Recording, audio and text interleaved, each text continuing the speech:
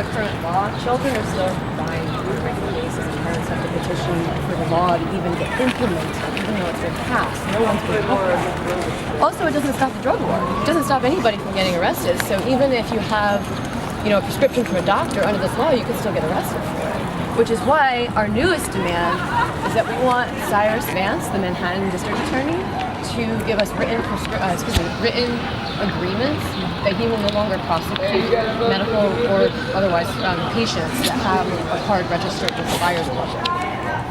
So we're working towards creating a Buyers Club. We're very locally involved in Brooklyn because that's where a lot is happening right now in Brooklyn, specifically with marijuana legalization. You have Ken Thompson, the DA, who said he won't prosecute anymore. We have Steve Levin, our city council rep in Williamsburg and East Greenpoint, who put forth a resolution number 11, to get citywide support for the state bill. You also have the city council that just came out with a unified statement that they support this bill, as well as the Fairness and Equity Act. So part of our demand isn't just that the Marijuana Regulation Taxation Act be implemented, but also the Fairness Equity Act, which ends the whole racial profiling and all that.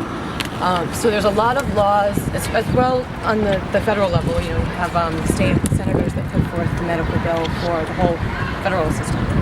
So there's a lot happening right now in New York. So this is a really, really big time. As far as your group collaborating with other groups like Normal and how often does that happen?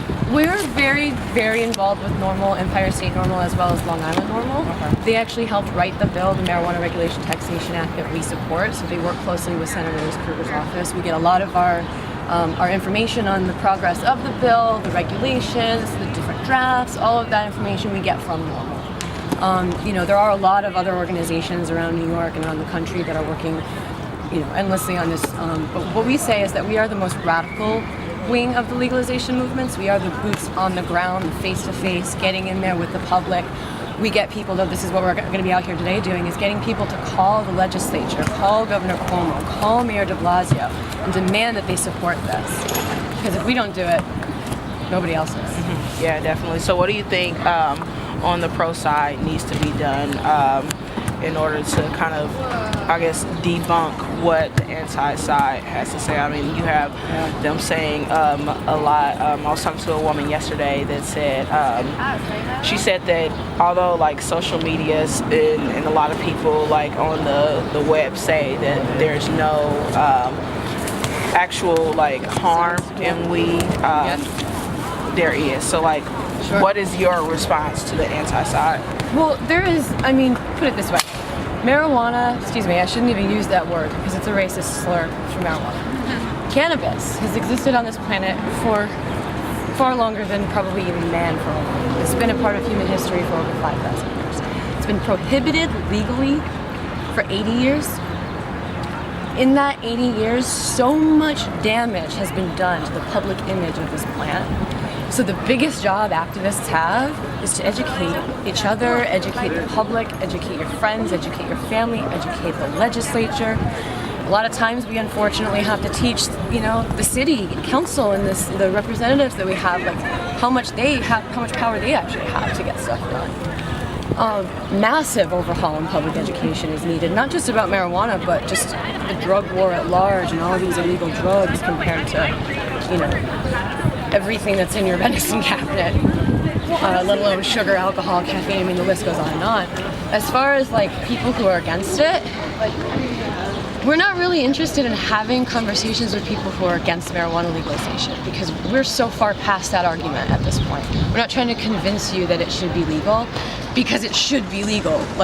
This is an understanding that so many people have that the legislatures are not listening to the people.